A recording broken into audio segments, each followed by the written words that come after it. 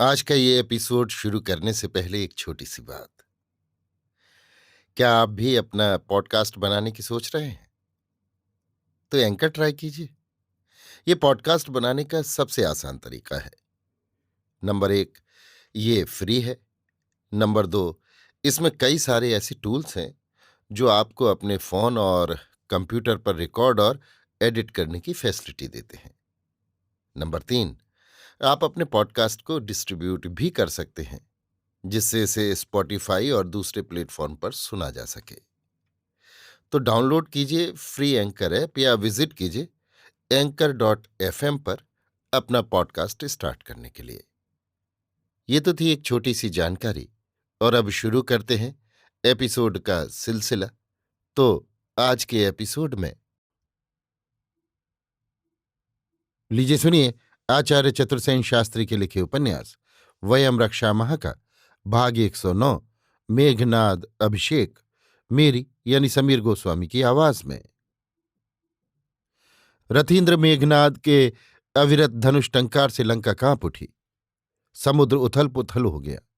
रक्षेंद्र रण साज सज रहा था। रणवाद्य बज रहे थे। हाथी चिंघाड़ रहे थे। घोड़े हिनहिना रहे थे।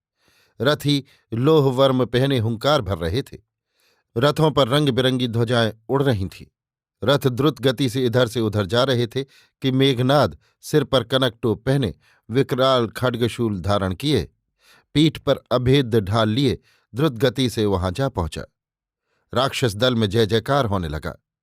रथीन्द्र ने जगदीश्वर के चरणों में साष्टांग दंडवत किया। रावण ने पुत्र को उठाकर छाती से लगाया। वीरेंद्र ने कहा, पिता ये क्या? मैंने सुना है मायावी राम मरकर भी जी उठा। ये तो अद्भुत बात है। अब आप मुझे अनुमति दीजिए कि उस पतित को शरानल से भस्म कर भस्म को वायु में उड़ा दूं या उसे बांधकर आपके पाद पद्म में अर्पित करूं। रक्षेंद्र ने पुत्र का बारंबार आलिंगन करके कहा, अरे पुत्र, अब तू ही तो रक्षकुल का एकमात्र आधार बच रहा है। इस काल समर में तुझे कैसे भेज दूं? अरे भाग्य मेरे प्रतिकूल है। भला किसी ने सुना था कि जल में शिला तैरती है, मनुष्य मरकर भी जी उठता है? राजेश्वर, राम तो एक तुच्छ नर है। आप उससे भयभीत क्यों हैं? मुझदास के रहते आप सम्रांगण में जाएं। भला ये कभी संभव हो सकता है? हे पिता, ये सुनकर देवेंद्र हमारा उपहास करेगा। पृथ्वी के वीर हंसेंगे।